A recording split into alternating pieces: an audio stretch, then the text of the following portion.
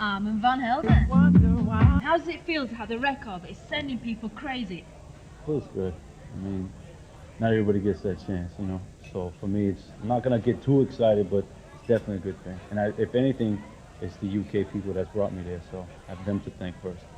You Don't Know Me is one of the 5 tracks on your record. You don't know me, you don't even know. Tell us a little bit about that. Musically, I like a lot of stuff. You know, it's like, I'm just saying, it's kind of like my head in terms of being across the board like that is not accepted yet. It's almost like going back to what like the 70s were, before it was all the categories. It was just music. You Don't Know Me, the hit, isn't exactly rocket science for the future, you know, but the concept of R&B type feel with house could be a future side. Right out the box, people liked it, so I was like, good. I said, let's roll with this thing. Tell us a bit about Flowers. That was just, you know, another thrown together record. It was just like, once a week I dig and look for old vintage records. Found this really nice loop that I liked. Just put it over a beat, and that was it. And then from there, the rest of the magic was Roland. Roland Clark does the vocals on Flowers from Urban Soul. I just gave him the loop, and he sang over it. So it's just like, he just sang and sang and sang. And I took all the vocals, cut and pasted, made it the song that it is now. But it was like, you know, I think the breakdown, if anything, makes Flowers that magic in terms of why people like it so much. It's quite different, this album, to your previous one, because that concentrated mainly on hip-hop. Would you say that's where, like, your true, like, feel for music lies?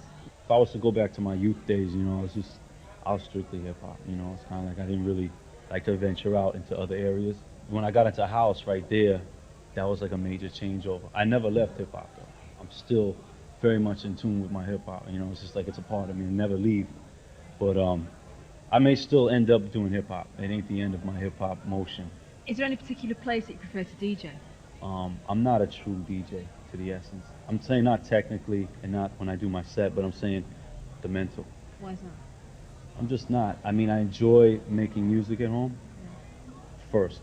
You prefer to produce it rather than to Roll play? out of bed and make beats. Yeah. Every time I turn around, it's something. DJing for me, I gotta, you know, it's like a whole thing. It's a performance thing. Sometimes I'm spinning and I'm really having a good time, but if I'm not raising my hands and taking off my shirt, people are like, oh, you're rocking the place, but like, it seems like you don't want to be here. Yeah. And it's like, it's not true. It's just, that's how I play. I'm not really like that real DJ that's out there performing. Like, I guess it's just not my thing like other people. You don't actually like playing in New York, do you? You prefer to play in England? Definitely. I mean, New York's definitely got a lot to learn from England in general, just with clubs, period. I mean, you guys got a science. You know, you got it down. America got a lot to learn. America's clubs still, like, they still think the DJ's like, you know, on the payroll after janitor. They look at it like, just find some guy that has records. You know, they don't know. They don't know like you guys know here that to an extent the DJ is a star, you know, or the DJ builds the night or he makes the night. If I play in New York, it's like a lot of times I go there like, you can't come in. I'm like, I'm supposed to be DJing. They're like, let me get the man. They get the man. They're like, I don't know this kid. Who is this? Nah, he's not. I've gone to play 3-4 times in New York, had my crates outside, and he didn't let me in. I was like, fine, I don't need to be here. I left. Tell us a little bit about your new label.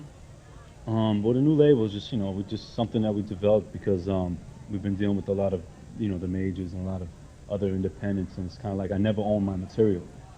You know, and it goes everywhere, it does everything, it always gets a different face or a different image or something else that's not really what I'm about. You know what I mean? So this time around, we're able to control the product. It's not just the records at ARMAND, it's the label, it's everything, the whole package. Yeah, we were trying. I'm going to try and keep it to an extent, like kind of like what Basement Jaxx does. They have Basement Jaxx records, and it's mostly what they do. Here and there, they pick up somebody else's record. To an extent, that's what we, you know, it's going to be my label with me mostly, but I know I'll do a little bit of different things. We're not trying to sign everybody on the planet.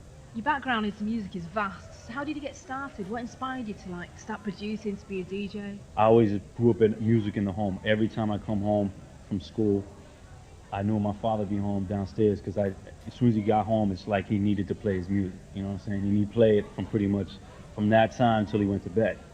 I say around like 12, 13 years old, my father started just buying new equipment, and so he handed it down to me. So I got like a turntable, I got an amp, free, you know, he'd give it to me like for my birthday or Christmas, you know, and then from there, all I needed was another turntable, then a mixer, then I'm DJing.